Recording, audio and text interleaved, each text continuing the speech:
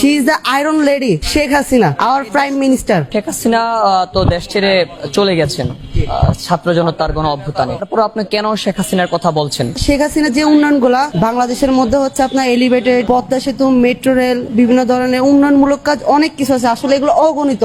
যখন একটা গভর্নমেন্ট সরকারের মধ্যে থাকে তখন হচ্ছে সে তার ধারাবাহিকতা চলতে থাকে। সে যেহেতু এটা অন্তর্বর্তীকালীন সরকার, সেই জায়গা থেকে সে যতটুকু মানুষকে মানে আরো আকৃষ্ট তার একটা সাপোর্টিং এর মধ্যে রাখবে, কিন্তু সে এইসব কার্যক্রম থেকে সে অক্ষুণ্ণ, সে পারেনি। যখন সে একটা লোক যখন চেয়ারের যখন সুযোগ পায় তখন সে কখনো চেয়ারে কখন ছাড়তে চায় না। তো উনি ওনার জায়গা থেকে মানুষকে প্রলোভন দেখাইছে বিভিন্ন ক্ষেত্রে, কিন্তু তার কার্যকরী ক্ষেত্রে কখনো সে বাস্তবায়ন করতে পারেনি। আজও বাস্তবায়ন হবে কিনা তা আমার মনে হয় না এটা হবে। সাবেক আমাদের প্রধানমন্ত্রী যিনি ছিল, ওনার যে গভর্নমেন্ট ক্ষমতা থাকা অবস্থায় উনি হচ্ছে আপনার বিধবা ভাতা, তারপর হচ্ছে উপবৃত্তি, বৃত্তি, বিভিন্ন ধরনের শহরাঞ্চল মুখী হচ্ছে মানুষ এগুলোর প্রতি তেমন একটা আকৃষ্ট থাকেন, কিন্তু গ্রাম অঞ্চল যারা হচ্ছে আপনার সকাল 9টা থেকে সারাদিন শ্রম দিয়ে বিকাল 5টা পর্যন্ত যখন তারা 500 টাকা ইনকাম করে, তারা বুঝে যে টিসিবির কার্ডের কি প্রয়োজন বা হচ্ছে আপনার ভাতার কি প্রয়োজন, কিন্তু শহরাঞ্চল মানুষ এগুলো বুঝবে না।